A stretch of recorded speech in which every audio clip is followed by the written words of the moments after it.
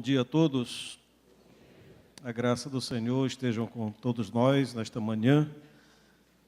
Nós ficamos muito alegres por ver esse público tão bonito e tão representativo, de quase 500 pessoas que vieram de lugares bastante distantes para estarmos aqui, discutindo sobre assuntos dos mais relevantes, ou talvez o mais relevante na nossa sociedade, que é a educação. E queremos parabenizar a iniciativa, de toda a equipe da igreja e a equipe que organizou esse evento, porque realmente este evento vai fazer diferença. Este evento, tenho certeza, que vai inspirar para que outros eventos dessa natureza eles sejam levados a efeito no Brasil, sobretudo numa situação que nós nos encontramos no momento em que precisamos refletir, não só o que estão ensinando as nossas crianças, mas o que nós estamos fazendo com os ensinamentos que foram ao longo desses anos, sobretudo ao longo desses últimos 40, 50 anos, onde um processo de doutrinação foi iniciado no Brasil, nos Estados Unidos e no mundo de uma forma geral. E isso é algo que nos desperta a atenção de refletir sobre, de fato, o papel da educação. Me permitam aqui só colocar aqui, por precaução, os meus slides, uma vez que a bateria talvez falhe no processo aqui na nossa fala. Muito bem. Por que educação? Então, nós pretendemos, nesta manhã, embora o adiantado da hora, eu solicito a compreensão de todos, com relação à reflexão que vamos trazer nesta manhã, mas nós queremos apresentar uma visão confessional do ensino. Com visão confessional em que nós procuramos fundamentá-la, sobretudo em torno de conceitos que nós consideramos fundamentais para que nós possamos entender o que é uma educação confessional, quais são os desafios inerentes no processo educacional de base confessional, ou com uma orientação confessional, e como nós devemos realmente, nós, enquanto igrejas, enquanto igreja aqui na terra, enquanto discípulos de Cristo, devemos nos posicionar com relação a estes desafios, a esses conceitos, a implementação desses conceitos.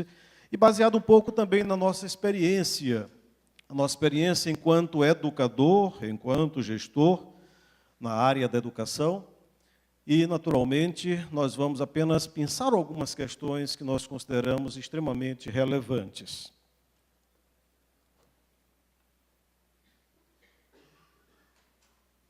Nós sabemos que a educação, ela, ao longo da história, ela sempre teve um objetivo muito bem definido, Por meio da escola, a sistematização do conhecimento que é historicamente construído. Quando a gente fala em educação, naturalmente que nós temos que ter consciência que nós estamos ensinando aqueles conhecimentos que foram construídos historicamente, ao longo da história. Também, nós devemos saber que nós estamos gerando conhecimento novo, e, sobretudo, esse conhecimento novo é baseado na experiência, na pesquisa, que é levada a efeito ao longo do tempo. Para a formação intelectual de pessoas e para a formação profissional, de tal maneira que nós possamos formar pessoas para ter uma inserção, uma integração na sociedade e fazer mudanças na sociedade. Porque é através da educação que nós podemos fazer as mudanças sociais que são necessárias ao longo do tempo. Então, a educação ela tem, certamente, na história, um papel muito importante.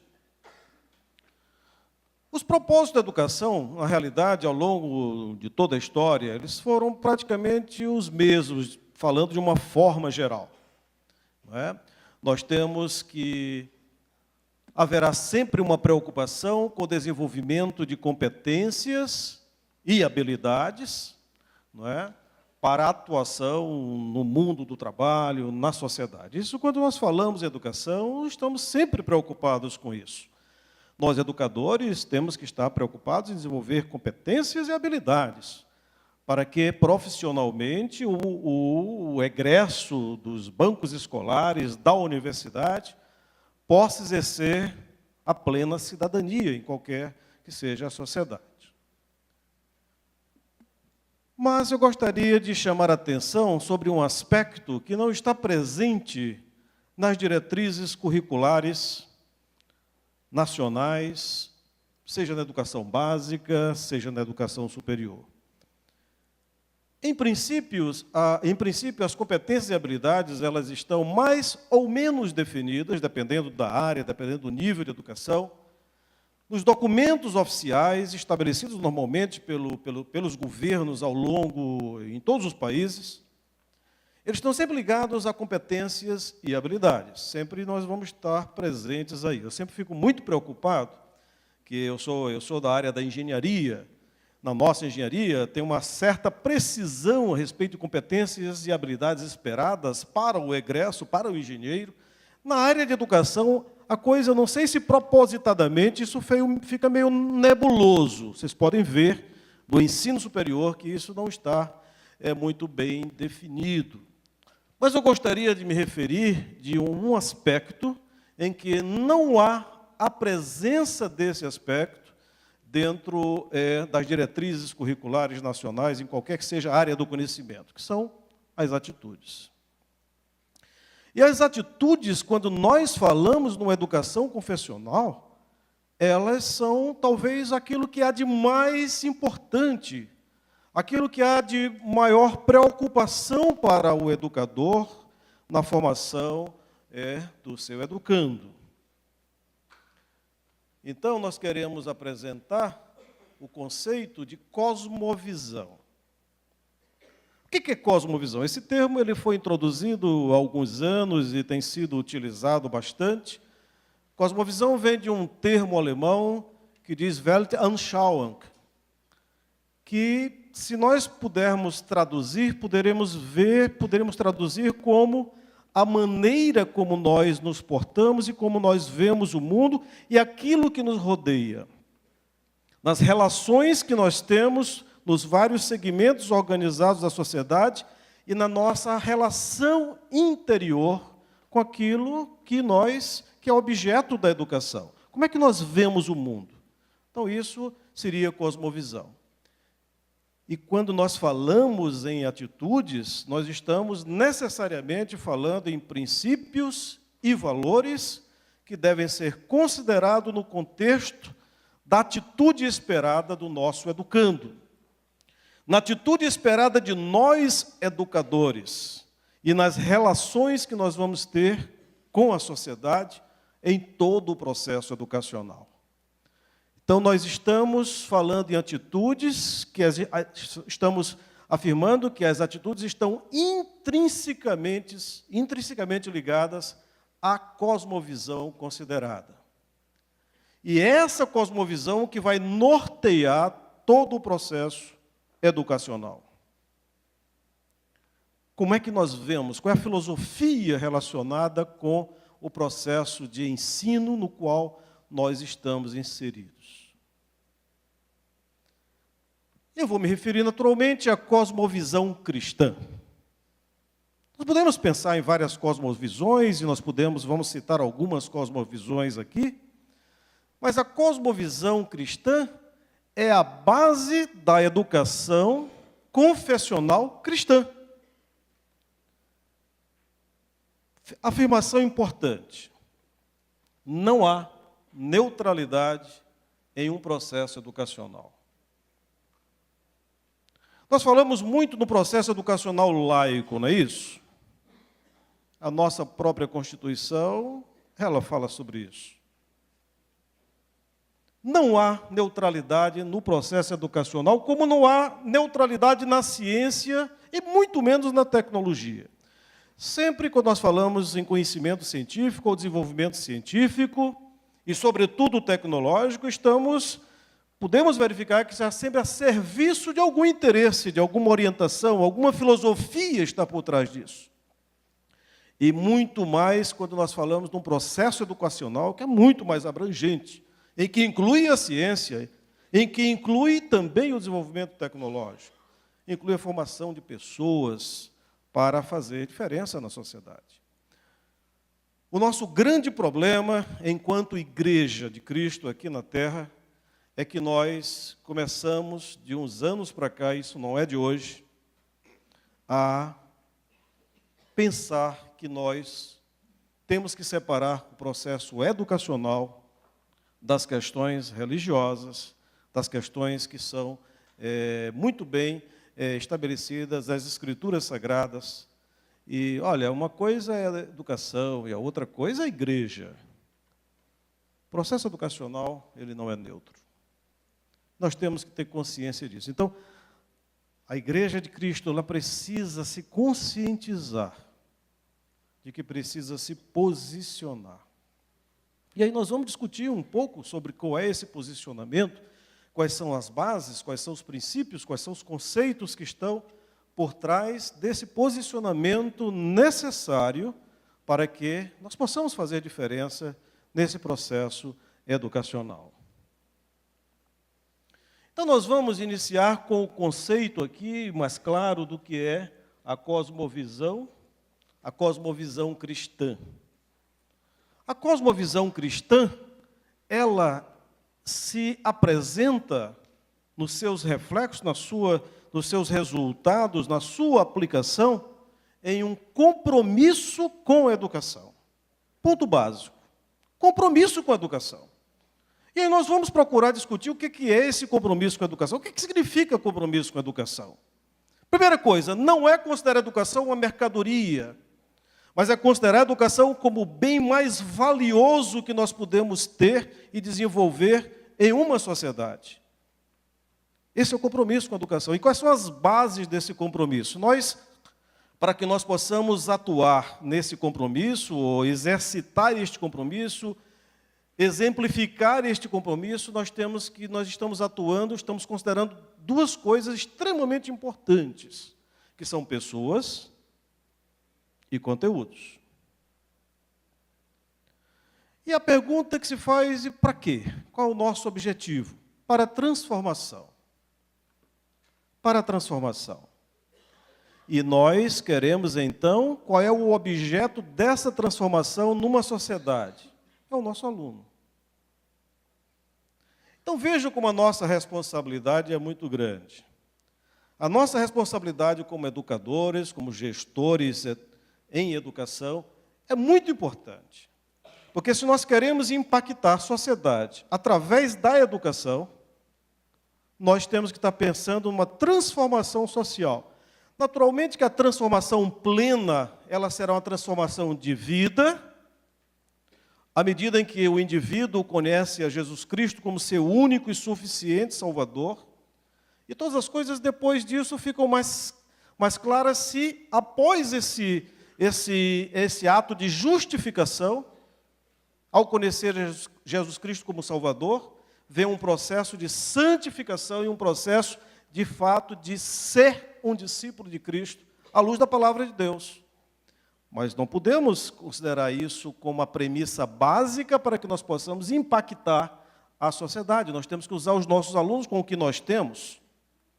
E aí vem o conceito do que nós chamamos de estrutura confessional permeante. Vamos ver o que é que nós entendemos um pouco sobre isso. Onde princípios e valores éticos e cristãos devem ter um papel que permeia todas as ações do processo educacional. Esse é um grande desafio. Eu estou à frente de uma grande universidade com 38 mil alunos. Como fazer isso? Se nós considerarmos os nossos colégios, né, Solano?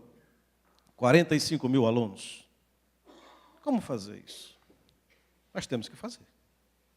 Não podemos cruzar os braços e dizer, em virtude das dificuldades, dos desafios, das imposições legais, da sociedade, da percepção da sociedade, nós vamos ser agentes secretos de Jesus. Se alguém perguntar, olha, eu sou sim, mas é mesmo, eu nem sabia. Não temos que fazer alguma coisa. E aí, nós temos que ter consciência que uma das ferramentas mais úteis na busca pelo poder é o sistema educacional. Isso em qualquer época ao longo da história. Quem quer que controle o sistema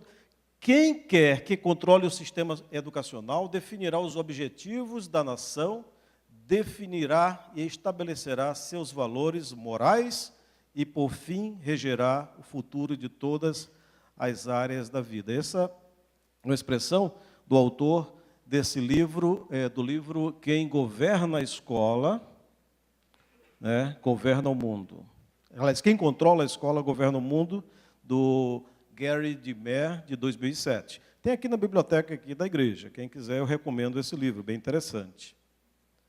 Então, se nós, ao longo da história, como nós vamos ver aqui, nós vamos apenas alguns exemplos, por conta da hora e do contexto que nós vamos abordar, nós vamos verificar o quão é importante, quanto a educação, ela é um instrumento, ela é um caminho, ela é uma arma, ou pode ser uma arma de dominação. E temos que, então, estar muito conscientes disso. Falei da cosmovisão cristã, mas existem muitas cosmovisões. Por exemplo, vamos ver a cosmovisão nazista.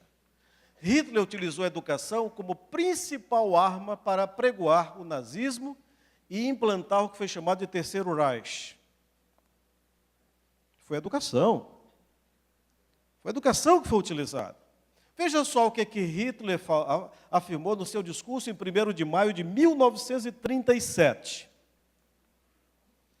Este Reich não entregará a juventude a ninguém, mas a tomará para si mesmo e lhe dará sua própria educação e o seu próprio crescimento. Nas escolas alemãs, as crianças, elas eram preparadas para ter o Estado como a sua família. A lealdade do Estado ficava acima de qualquer outro tipo de lealdade, inclusive entre pai e filho, entre irmãos, entre parentes de uma forma geral. A criança, ao entrar na escola, isso se tornou obrigatório na implantação do nazismo, lá na Alemanha, as crianças entravam e diziam, bereits, immer bereits, significa pronto, sempre pronto. Sempre pronto para aquilo que o Estado determinar, e não foram poucos os filhos que denunciaram pais, pais que denunciaram filhos, e famílias desagregadas e destruídas por conta da cosmovisão nazista. O sentido verdadeiro do amor que deve existir e da relação entre pais e filhos no contexto bíblico foi completamente esquecido. E o nazismo tinha o cristianismo como o principal inimigo das suas ideologias. Mas a igreja alemã cruzou os braços. A igreja alemã, em alguns momentos, até apoiou e foi na onda da ideologia nazista.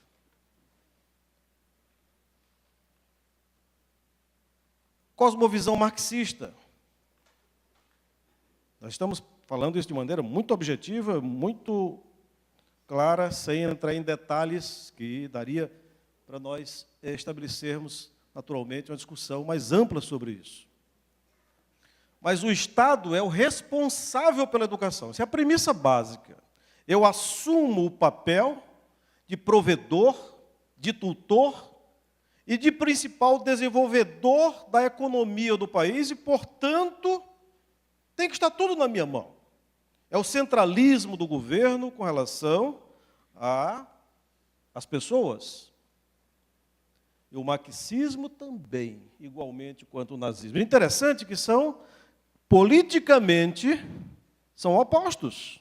Na Segunda Guerra Mundial, né, a Rússia lutou contra a Alemanha, né? Eram politicamente, mas o interesse, do ponto de vista, quando nós entramos no aspecto das atitudes, da relação para com o homem, é a mesma coisa, e de encontro aos princípios bíblicos. Não há diferença nenhuma. Veja o que o nazismo diz, aliás, o marxismo diz. Karl Marx afirma: a educação de todas as crianças, tão logo atingissem a idade suficiente para dispensar o cuidado materno, deveria ser responsabilidade do Estado. E essa tentativa da ideologia marxista, ela está presente aqui no nosso país, de uma maneira, naturalmente, nós vivemos num país com Estado de Direito, e aí, graças a Deus, porque nós estamos vendo hoje coisas que não víamos no passado, do ponto de vista da sociedade saber daquilo que está acontecendo nessa crise moral, política, e que se reverte na uma crise econômica sem precedentes no nosso país. Nós vivemos uma democracia.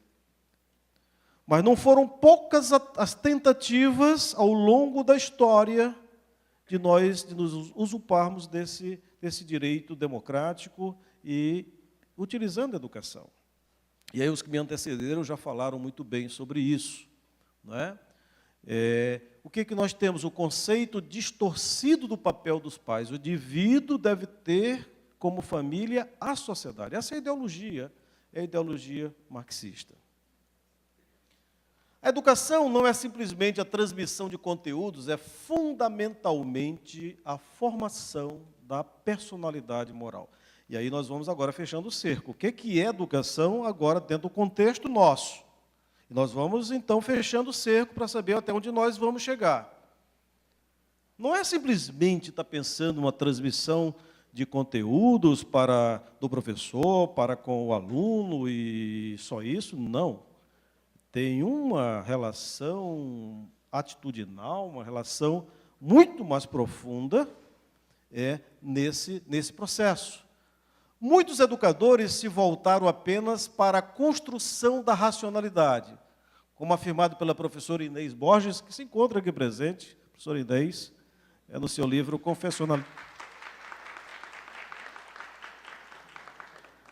Confessionalidade e Universidade. Defendem o humanismo simplesmente, politicamente correto, espaços individuais. O politicamente correto é algo que tem destruído a nossa relação enquanto cristãos nessa sociedade. Não, eu não vou me posicionar porque isso vai de encontro ao meu ambiente de trabalho, em que permeia uma ideia que é diferente daquela que eu entendo, eu compreendo, eu defendo, mas eu não posso me posicionar. Eu tenho que agir politicamente correto. Meus irmãos, isso não é o posicionamento do cristão. Nós temos que colocar claramente aquilo que nós pensamos. Se você é professor, você tem que colocar aquilo que seu posicionamento. O processo educacional não é neutro, como nós colocamos no início. O espaço individual. Eu tive uma experiência, eu me lembro, experiência própria. Quando eu morava nos Estados Unidos, eu me lembro de minha filha estava no high school e ali eu via um comportamento da sociedade americana diferente da nossa, na relação com a família, coisa e tal. E eu me lembro demais que minha filha começou a usar essa expressão, mas este é meu espaço. Esse é meu espaço. Tinha que bater na porta para entrar no quarto, porque aquele era o espaço. E é exatamente isso, e a sociedade americana está do jeito que nós vemos hoje. Porque abriu mão dos seus princípios e valores, que fundamentaram a criação, a fundação daquele país. Uma escola confessional, ela apresenta grandes desafios, pois deve formar pessoas que sejam reflexivas, criativas, autônomas, que possam ser agentes de transformação da sociedade, mas com base em princípios e valores cristãos. Vejam só, se nós pegarmos o início dessa afirmação, podemos voltar ainda, se nós pegarmos o início dessa afirmação, até aqui, olha, autônomas, todo mundo vai concordar. E nós concordamos também, depois nós vamos pensar um pouco o que significa isso. Mas aí é o seguinte, com base em princípios e valores cristãos. Até porque nós vamos tentar mostrar que nós não podemos atingir esses objetivos sem que nós tenhamos princípios e valores cristãos. E essa é a base de uma educação confessional. E eu vou falar um pouco sobre a universidade, que é a área que eu conheço mais, que eu milito, né? Então, na universidade, pode voltar. Como lugar, por natureza, do contraditório e da pluralidade de pensamento, apresenta desafios que são aparentemente antagônicos. Claro, a universidade, ela é o lugar do pensamento livre, em princípio, né? Da diversidade do pensamento, é através da diversidade que nós construímos o conhecimento novo, através da pesquisa, da discussão. E, aparentemente, parecem que esses objetivos eles são antagônicos. Vamos ver se alguns dessas questões que representam o desafio da universidade contemporânea. A universidade ela tem que ser reflexiva e crítica. Reflexiva através dos fundamentos que a nortearam ao longo dos séculos. Ela tem que refletir sobre todas as consequências daquilo que ela desenvolve, com muita responsabilidade. E ela tem que ser crítica, para que, diante da dinâmica da sociedade, possa se posicionar daquela maneira. Concordam comigo? Esse é o desafio da universidade contemporânea. Mas a universidade contemporânea, se ela tem uma orientação cristã, ela tem que estar preocupada com a formação moral. Mas, ao mesmo tempo, ela tem que estar preocupada com a liberdade individual, porque nós temos leis que regem o país e que muitas vezes nos colocam algumas camisas de força. Como é que nós vamos trabalhar nesses pressupostos que aparentemente são antagônicos? O próximo. Ela tem uma tradição, sobretudo a nossa universidade, criada tem sua origem em 1870, 147 anos, enquanto uma unidade educacional, universidade só como universidade, 65 anos. O nosso curso de arquitetura comemorou essa semana 100 anos. Eu vou parar por aqui, porque senão eu vou ficar falando aqui tem muito o que falar, mas elas têm que estar dispostas a quebrar paradigmas. E nós não podemos fugir disso. Como é que nós vamos trabalhar com esses pressupostos, se aparentemente são antagônicos? É isso que nós vamos refletir um pouco nesta manhã. Nós temos que acompanhar a dinâmica e os modos de vida da sociedade. Nós temos que formar pessoas que devem fazer diferença na sociedade e temos que acompanhar, então, como é que as coisas estão se desenvolvendo. Mas ela tem que, ao mesmo tempo, preservar seus princípios e valores fundamentais enquanto uma instituição confessional. Como realizar uma gestão acadêmica ética dentro desse contexto? Que valores éticos devem ser desenvolvidos no processo de ensino e aprendizagem? Como formar pessoas para o pleno exercício da cidadania no mundo contemporâneo? Esses são os desafios nossos, como educadores. Pena que nós não temos tempo para abrir um debate sobre isso. certamente seria muito rico um debate sobre isso. Mas, ao abordarmos essas questões de gestão, essas questões do processo de ensino-aprendizagem, nós temos que entender um pouco o contexto de uma universidade. Nós temos que estar preocupados com a internacionalização, porque a universidade ela não pode estar isolada do mundo nos seus aspectos acadêmicos, nas suas relações externas. Nós temos que estar preocupados com uma integração com a sociedade, porque desenvolvemos processos, desenvolvemos a educação para a sociedade, para fazer diferença, gerar riqueza através da tecnologia, por exemplo. Não é? Nós temos que nos preocupar com a capacidade de inovação, sobretudo nos aspectos metodológicos, na sua infraestrutura, de tal maneira que nós possamos ser bem avaliados pelos processos avaliativos estabelecidos, sejam pelo governo federal, seja pela própria sociedade, através dos vários mecanismos de avaliação.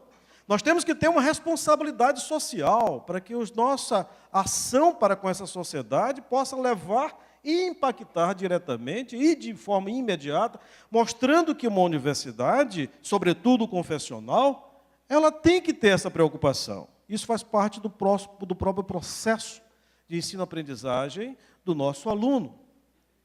E quando nós falamos nesse contexto, nós estamos falando de duas dimensões que devem ser consideradas. A dimensão organizacional e a organização acadêmica. Vamos ver o que é isso, quais são os desafios, e de forma rápida, naturalmente, a respeito dessa questão. No que diz respeito à questão organizacional, o eixo vertical, nós temos que estar preocupados com uma gestão acadêmica e administrativa. Afinal de contas, nós temos que ter sustentabilidade no nosso processo educacional, para que a universidade ela possa continuar. E está ligado, naturalmente, aos aspectos econômicos. Mas nós temos que nos preocupar no aspecto acadêmico, o pedagógico e o social. Então, nesse contexto, nós temos aquilo que nós chamamos de dimensões éticas permeantes em todo esse processo. E esse é um grande desafio. Quando nós falamos na gestão acadêmica e administrativa, nós estamos falando em quê? Muito, dentre vários outros aspectos, nessa regulação oficial, que vai me levar à sustentabilidade. Tem uma relação economia-sustentabilidade. Por que eu estou colocando isso? Eu vou citar apenas um exemplo nessa questão, que é um desafio ético para uma instituição confessional dos nossos dias. Existe um processo de avaliação do MEC, que é realizado com base no ENAD, por exemplo, né? Que dá como 2 indicadores o conceito preliminar de curso e o conceito geral de cursos, IGC, CPC, IGC, todos vocês são familiarizados com essas siglas. E alguns dos insumos desse processo, 30% desses insumos desse processo são declaratórios. Enquanto 70% é função da avaliação do aluno pelo ENAD, mais ou menos 30% são declaratórios. O que é que significa isso? Significa que a instituição é quem diz se ela satisfaz ou não. Se os indicadores, eles são esses e aqueles. Como exemplo, número de professores doutores, número de professores mestres, número de professores em dedicação exclusiva ou parcial. Isso impacta a nota. Qual é a postura nossa, comparada com outra instituição, diante dessa liberdade declaratória, em que o MEC não tem condições de verificar a sua veracidade?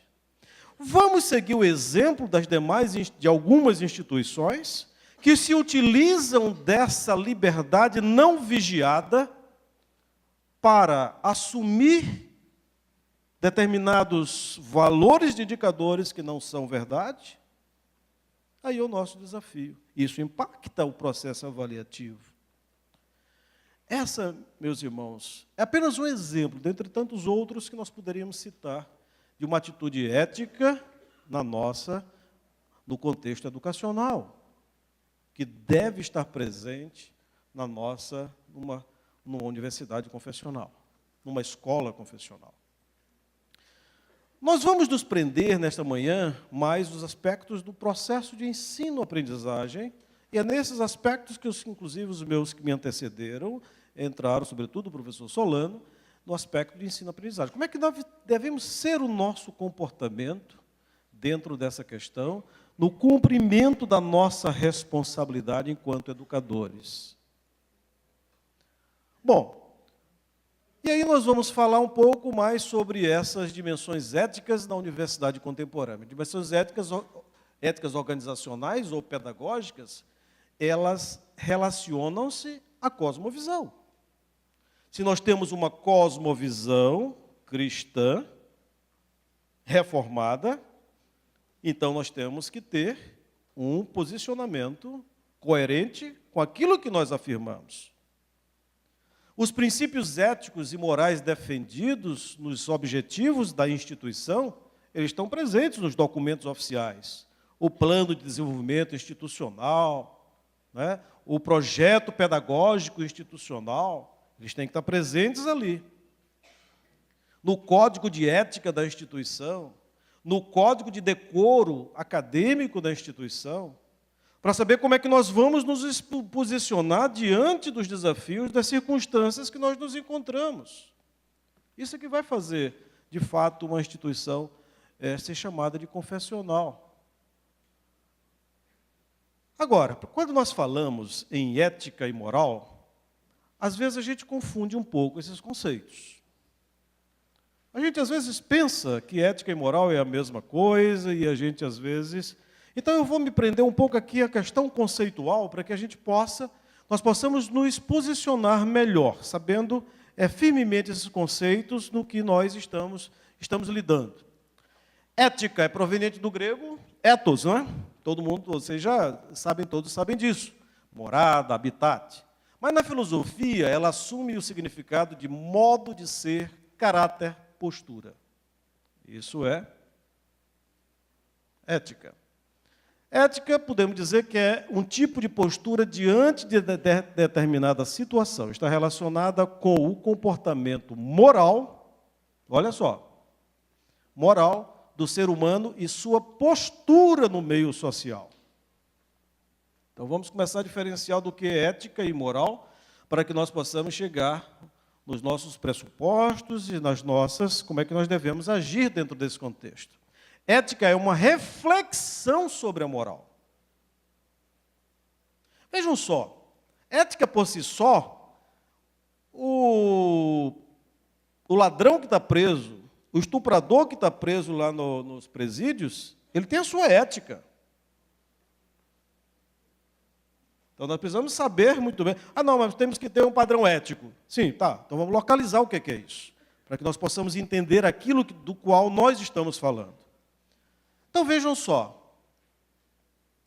No contexto filosófico, ética está associada ao estudo fundamentado de valores morais que orientam o comportamento humano na sociedade. Estou pegando conceitos consolidados já na filosofia, né? E que é de conhecimento comum. A ética funciona como o quê? Como juiz que avalia a escolha diante do que é considerado certo ou errado. Vamos em frente. Moral. Aí vamos ver o que é moral. Moral é proveniente do latim moralis, relativo aos costumes. Vamos em frente. A moral pode ser definida como, vejam só, o conjunto de regras aplicado ao cotidiano que orientam indivíduos na sociedade. Então, primeira coisa, a nossa moral não necessariamente é a moral da sociedade. Sobretudo dessa sociedade contemporânea que nós vivemos. A nossa ética não necessariamente é a ética do mundo. Ela é diferente. Vamos em frente. A moral estabelece as regras, fruto do padrão cultural vigente, de uma forma geral, que permitem determinar se o comportamento é certo ou errado. Vamos em frente. A moral estabelece as regras de comportamento consideradas corretas. Ó, vejam só, a moral estabelece as regras de comportamento, enquanto a ética expressa o julgamento da conduta do indivíduo. Estão compreendendo? Estamos acompanhando? Vamos em frente. A moral está associada a valores e convenções estabelecidas coletivamente para uma cultura, para cada cultura. Vamos em frente. Agora, fechando o cerco. Princípios e valores de um caráter cristão estabelecem a moral no contexto confessional. E nós estamos citando apenas alguns exemplos. Honestidade, o respeito, o compromisso, o altruísmo e virtudes. E essas virtudes poderão, nós não vamos nos aprofundar disso, mas elas estão muito ligadas ao fruto do Espírito. Se nós pudermos fazer uma correlação, não é o nosso objetivo hoje aqui fazer isso. A gente faz na escola dominical, muitas vezes, mas aqui não podemos fazer. Vamos em frente. Então, vejam só, agir eticamente no contexto cristão, o que significa? Reger-se por valores e padrões éticos cristãos com criticidade reflexiva à moral, orientando a conduta. Criticidade à moral estabelecida muitas vezes pela sociedade, tendo como referência a moral estabelecida nas Escrituras Sagradas. E esse é o desafio do educador cristão. Então, de uma forma geral, honestidade e respeito, mais virtudes poderão resumir aquilo que é, vamos dizer assim, o comportamento esperado, ou a conduta, ou a visão, a nossa cosmovisão estabelecida com base nas Escrituras Sagradas. Princípios e valores cristãos devem reger, então, aquelas dimensões éticas que eu falei no início de uma instituição confessional. Se nós não fizermos essa correlação, nós estaremos apenas brincando de sermos uma instituição confessional. Se nós não nos apropriarmos desses conceitos e procurarmos utilizá-los na nossa vida, no exercício, enquanto educadores, em sala de aula, enquanto gestores das nossas instituições, as palavras e os conceitos ficarão no vazio, serão como palha ao vento, e elas não terão efeito nenhum. Elas não terão mais nenhum significado. Então, o contexto da dimensão ética organizacional, com base na cosmovisão institucional, são os fundamentais compromissos. Então, ética, e aí nós queremos falar aqui rapidamente, sobre duas questões éticas mais gerais. A ética das finalidades. Segura um pouquinho aí. A ética das finalidades é uma postura com relação à eficácia. Nós estamos apenas preocupados no aspecto ético, no desrespeito a fazer bem feito em função de uma receita de bolo, de um conjunto de regras que foram estabelecidas. Se essas regras vão de encontro a princípios e valores cristãos, não estou muito interessado. Eu estou cumprindo, eu estou agindo eticamente, porque eu não estou indo de encontro àquilo que está estabelecido. Isso é chamado de ética das finalidades. Mas Max Weber nos trouxe um conceito muito interessante, que, vamos lá, a ética da responsabilidade. E essa ética da responsabilidade, nós cristãos, educadores cristãos, não podemos fugir dela. O que é isso? Ela considera a previsão das consequências das decisões a serem tomadas no contexto social. Se eu agir dessa maneira, eu vou estar... Qual é a consequência dessa minha ação, dessa minha postura? Essa é a ética das responsabilidades. E se nós não estarmos preocupados e conscientes de que nós temos que ter a ética da responsabilidade, nós não estaremos cumprindo aquilo que é orientado pelas Escrituras Sagradas. E a gente vai fechando um pouco mais o cerco. Vamos em frente. Vamos ver com o que a Bíblia nos diz. Todas as coisas me são lícitas, mas nem todas convêm. Porque nem mesmo compreendo o meu próprio modo de agir. Pois não faço o que prefiro, e sim o que? O que eu detesto. E vejam só o que o apóstolo Paulo diz mais. Não faço o bem que prefiro. Essa é uma realidade, esse é o retrato do homem. Se nós não tivermos uma referência e uma base através da qual nós possamos nos orientar através das nossas atitudes, das nossas ações, nós estaremos fazendo aquilo que está no coração do homem, que é um coração mau. É o que diz as Escrituras Sagradas. Daí porque nós temos que estar realmente muito preparados. O homem não pode ser transformado por si mesmo. É a Escritura Sagrada que executa essa ação nas nossas vidas.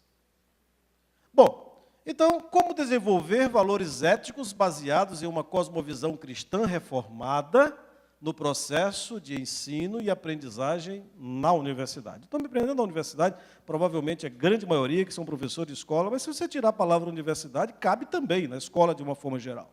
Isso é aplicável a qualquer processo educacional.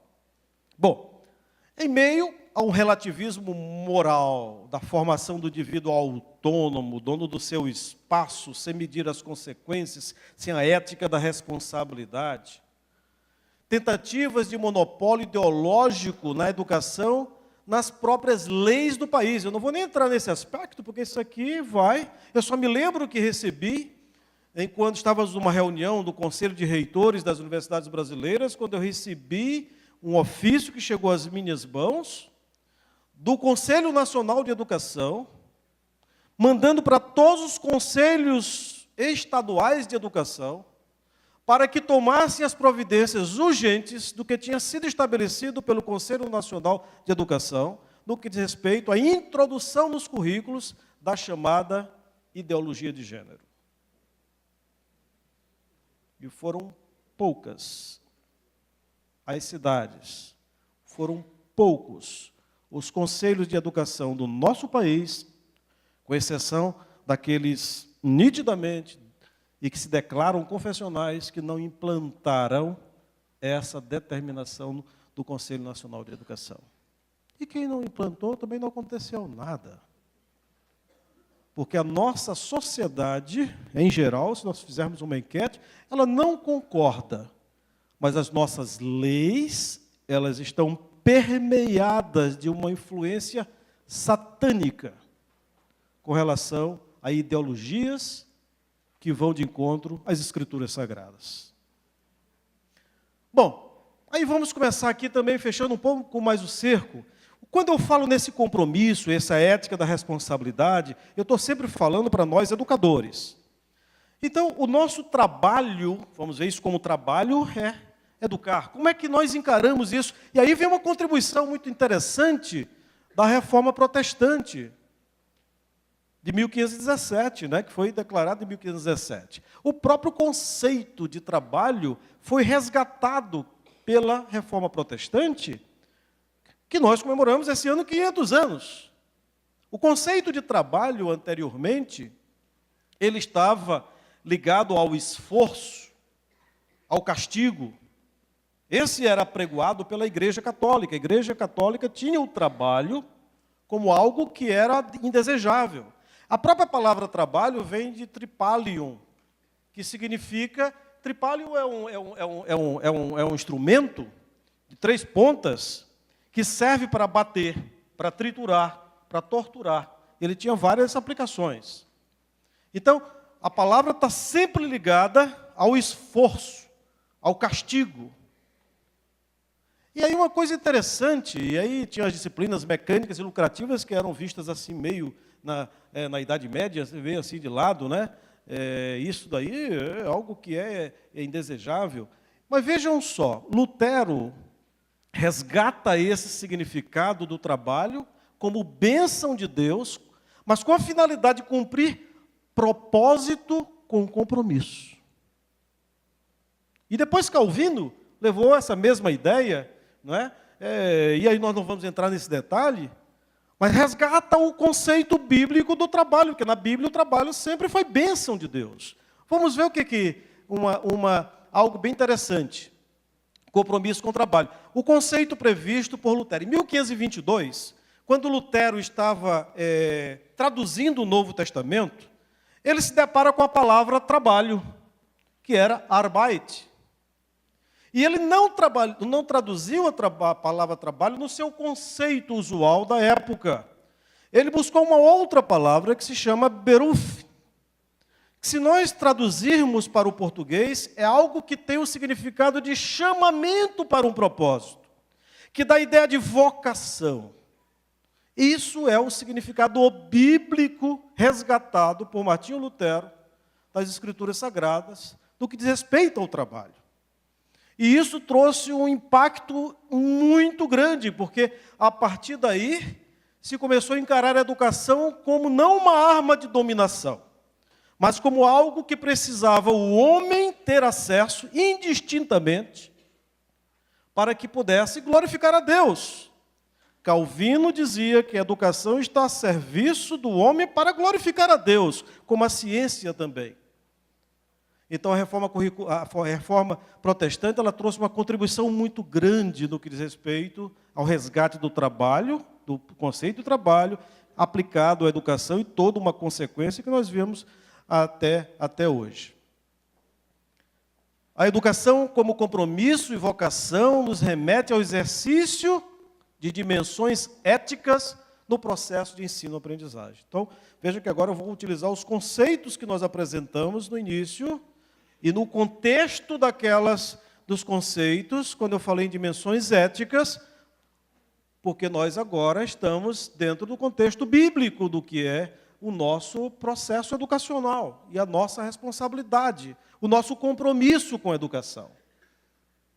Bom, de uma forma geral, as dimensões éticas do processo de ensino-aprendizagem, elas estão ligadas a conteúdo, a metodologias, a práticas pedagógicas, e tudo isso junto vai caracterizar a nossa identidade, como nós encaramos isso, ou como nós utilizamos essas metodologias e esses conteúdos, e como é a nossa prática pedagógica, é que vai caracterizar a nossa identidade institucional. E tudo isso para que possamos formar pessoas como agentes de transformação da sociedade. Disseminar práticas e princípios e valores que se reflitam nas abordagens pedagógicas dentro da sala de aula e nas relações do educando com a sociedade é o ponto de partida do exercício dessa identidade institucional, dessa cosmovisão que nós nos apropriamos, que identifica, que nos coloca como instituição confessional. Formar profissionais com inteligência autônoma. Naturalmente, nós precisamos levar os nossos alunos no respeito e numa honestidade intelectual a aprender a pensar. Nós não vamos formar alunos autômatos. Nós temos que formar pessoas com capacidade de aprender a pensar. Mas aí é que vem como fazer isso. Se nós não estamos dentro do contexto dos princípios e valores éticos, nós não vamos conseguir, cristãos, nós não vamos conseguir fazer isso à luz da palavra de Deus. Fomentar uma consciência crítica quanto às tomadas de decisão, ética das responsabilidades, frente à realidade social, medindo consequências nas ações que nós tomamos. Nós não podemos nos dissociar da realidade social em que vive o país. Vamos em frente. Valorizar o respeito nas relações interpessoais indistintamente. Seja quais forem os atores do processo educacional, sejam professores, sejam alunos, ou seja, aqueles que atuam como atividade meio, auxiliando o processo educacional indiretamente, eles precisam ser valorizados, e isso é que distingue a nossa identidade institucional. Eu vou falar aqui um pouquinho, né? A gente sempre aproveita para fazer um marketingzinho, né? Porque foram vários exemplos, mas não é raro chegar alguém na nossa universidade, no nosso campus, e dizer assim: como aqui é diferente? Tem alguma coisa que eu não sei explicar. Aí você pergunta, mas os seus alunos não são crentes? Os seus professores, talvez nós tenhamos 10%, na universidade, colégio tem quase, né, Solano? Quase 50% de professores, né, ou mais já, né? Mas na universidade são poucos. Mas se lembrem do que eu coloquei, é a confessionalidade permeante, que ela tem que ser visível e perceptível àqueles que nos rodeiam, fruto da nossa cosmovisão. Eu não vou citar o nome dessa pessoa não, porque ela é uma pessoa que está na mídia e controvertida, mas é uma professora de uma grande universidade aqui de São Paulo, que é, né, a própria. E quando num debate lá, ela é marxista, ateia, tudo que você imaginar. Ela foi convidada certa vez para uma palestra, isso já faz 3 anos. E eu me lembro tanto como ela disse, olha, eu não sei o que tem aqui na universidade. Quando eu comparo com a USP, não é? Eu não sei, com a outra universidade aqui também, que é confessional, mas não é evangélica, é uma grande universidade que temos em São Paulo, alguma coisa diferente, disse de público isso. Essa confessionalidade é permeante. Naturalmente, nós não temos que agir com proselitismo religioso, mas a nossa visão com relação e a nossa atuação no processo educacional tem que fazer diferença. Vamos em frente. Então, uma prática pedagógica eticamente responsável, ela não é centrada em conteúdos. Nós não podemos nos prender apenas ao conteúdo. Nós temos que saber como utilizar aquele conteúdo. Vamos lá. Nem no voluntariado do aluno, ou seja, e aí remete um pouco à questão do construtivismo, não. O aluno pode fazer o que ele quiser, ele vai construir isso para a educação infantil, isso é algo nefasto. A educação infantil, a criança, ela tem a capacidade de aprendizagem, a maior capacidade de aprendizagem, ela ocorre até os 6 anos, alguns consideram até 5. É onde os neurônios, as conexões neuronais ocorrem na sua profusão maior. Aqueles neurônios que não forem utilizados ou estimulados no padrão ético-cristão do qual nós estamos falando, eles serão muito dificilmente serão desativados. E dificilmente você vai recuperá-los na sua potencialidade. Isso é o que afirmam os neurocientistas, estudos científicos comprovam isso. A educação infantil, se nós não olharmos para as nossas crianças no nosso país, como serão as novas gerações, as futuras gerações? Eu sou professor universitário, mas nós formamos professores também. E uma das preocupações que nós temos que ter é com a educação das nossas crianças. Porque é ali onde está sendo disseminada a ideologia nefasta que destrói a família e vai de encontro aos princípios éticos cristãos estabelecidos nas Escrituras Sagradas. Ela também não é centrada apenas no desempenho acadêmico do professor. Professor como aquele que é o catedrático, que ele se senta e você, o aluno, é um receptáculo de informação. Não. Nós entendemos que no contexto que nós estamos considerando, nós estamos falando uma abordagem interacionista, pois tem como ênfase um trabalho pedagógico baseado num processo de ensino-aprendizagem consciente e com propósitos. Por isso que eu digo, e repito, e volto mais uma vez a afirmar, processo educacional não é neutro. O processo educacional ele vai refletir a nossa cosmovisão, como nós entendemos que ele deve ser levado a efeito, como ele deve ser implementado. O processo, professor, conteúdo e aluno desempenham papéis fundamentais e complementares. Todos eles têm que estar conscientes da sua responsabilidade e do seu compromisso no processo de ensino-aprendizagem. A ética é indispensável para nortear a conduta individual e coletiva dos atores envolvidos. Professor, ensinar e saber fazer o outro aprender em atitude de solidariedade e altruísmo. Esse é o grande desafio para o professor. E não pode um professor, um educador cristão, que não esteja consciente dessa sua responsabilidade, desse compromisso do processo educacional. Saber conduzir essa mediação não é dom. Eu já ouvi muitos professores dizerem, mas eu tenho uma certa dificuldade, o cara sabe muito, né, e tecnicamente, cientificamente, muito bom. Isso é muito, às vezes, comum entre professores da pós-graduação. E aí, às vezes, eu acho até que é um pouco para fugir da graduação, que dá trabalho, aquela coisa, né? Pós-graduação é muito mais tranquilo. E assim, olha, eu tenho uma dificuldade muito grande. Não.